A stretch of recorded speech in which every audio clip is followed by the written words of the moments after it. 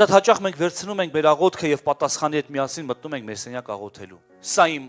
աղոթքն է, սա իմ կարիքն է, էս էլ պատասխանա Տեր ջան։ Ու եթե դու չպատասխանեցիր իմ կամքի համաձայն, ուրեմն իմ աղոթքը լսելի չեղավ։ Մենք վերցնում ենք կարիքը եւ մեր պատկերացրած ձևով մեր պատասխանը ու մտնում ենք Աստծո մոտ։ Ու մենք կարծում ենք, եթե Աստված ասեց ոչ, ուրեմն մեր աղոթքը չլսվեց ու չպատասխանվեց։ Իսկ միգուցե Աստծո պատասխանը ոչ է։ Եվ սիրող հոր պատասխանն է ոչ, կամ ժամանակը չի, կամ սպասի, կամ քոնն է, բայց հետո, կամ ինչ-որ մի բան պիտի անես։ Քոնն է, բայց բան կա անելու դրանից առաջ։ Շատ կարևոր մի բան, երբ որ մենք աղոթքի ենք կանգնում, մենք պիտի խոնարհեցնենք մեր անձ Աստծո առաջ, գրված է, խոնարհեցրիր քո անձ Աստծո առաջ, մտադրվեցիր ըմբռնել Աստծո կամքը եւ դրա պատճառով լսվեցին քո խոսքերը։ Ահա պատճառը աղոթքի։ Երբ որ աղոթքի ենք կանգնում, լավ կլինի, որ մեր խնդրածի հետ մեր որոշումները չբերենք, այլ խնդրենք ամեն ինչից առավել Տիրոջ կամքը, որը բարին է, հաճելին եւ կատարյալն է։